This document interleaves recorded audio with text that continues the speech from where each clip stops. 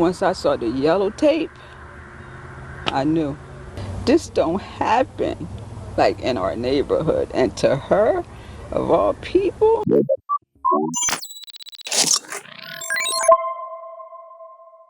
Detective Sergeant Monica Mosley was a trailblazer, community leader, and loving mother and grandmother.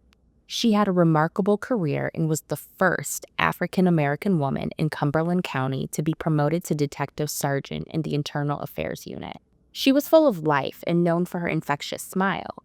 So, when she lost her life during a violent home invasion, her community was shattered, and there's questions on whether or not this incident is linked to her job. On the night of October 15th, 2024, a group of male intruders broke into Monica's Bridgeton, New Jersey home by kicking in her door.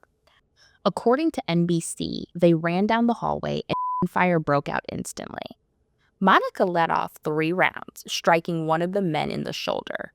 The intruders fired off, hitting Monica in the knee, wrist, and then finally, style. The men rushed out of her home, hopped into a black SUV, and made their way to a hospital to drop off the injured intruder, who was later identified as Nyshawn Mutcherson. Bridgeton police were called to the 600 block of Buckshootum Road around 10:30 p.m. for reports of several people kicking in her front door. When officers arrived, they found Mosley suffering from a gun wound. She was pronounced at the scene. Police have identified the intruders as Jared Brown, Richard B. Hawkins Willis, Byron L. Thomas, and Nyshawn Mutcherson. All have been charged with murder. These men are professional crash outs. They all have been arrested multiple times and served stints in prison. They have zero regard for the community or their own freedom. Byron Thomas was released from state prison roughly 6 weeks before the home invasion. Meanwhile, Nyshawn Mutcherson was on parole during this incident. These are just 2 examples, but a woman named Cynthia Pimentel has also been charged with evidence tampering. According to police, she drove the SUV to Pennsylvania in an attempt to hide the vehicle from police. Now, it gets strange because Cynthia is a former police officer from Camden County. She worked for 2 years before resigning nearly a decade ago. So before you ask, how does a former police officer get tied up into something like this?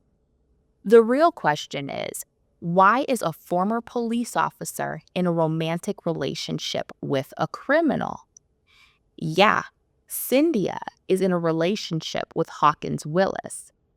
Now, police are still investigating and we don't have a motive yet, but things have gotten stranger because according to NBC News, there isn't any indication that Monica was targeted because of her job or because of a case she investigated. And there are no links between these 5 suspects and Monica. So what they're saying is that it's possible that this was a random home invasion. But I have yet to see an article discuss anything being taken from her home. So personally, I still think this is linked to her job because some things just don't sit right with me. So to put everything on the table, at the time of her passing, Monica was working for the Internal Affairs Unit, meaning her work was focused on investigating police officers and other law enforcement officials. Now, a retired lieutenant named Alexis Pullman stated that she was fearful when she worked in internal affairs, and she has no doubt that Monica was also afraid. That comment right there speaks volumes. And at a detention hearing for Cynthia Pimentel, her lawyer argued for her release because she did not have a criminal record. But the prosecutor argued that Cynthia might be safer in jail. Now, verbatim from the article, law enforcement has received information from a confidential informant that an individual out of state was contacted to come down and take care of any and all individuals who are involved in connection with this crime. What do you make of that? I'm going to hold off on sharing my speculations for now, but this is much sinister than what I originally thought. And this is where we wrap, because this is about all the information on Monica's case that has been released so far. This is a huge loss for the Bridgeton community. Monica was more than a badge. She was a vibrant and loving person. And according to friends and family, she just enjoyed life and could light up any room with her smile. So, condolences out to Monica's family. They are in my prayers, and I'm sure they're also in yours. I'm keeping Monica's case on my radar, and I'll provide updates as they come in. So if you're enjoying the content on this channel, please like, comment, and don't forget to subscribe. It's free, and I'll catch you on the next one.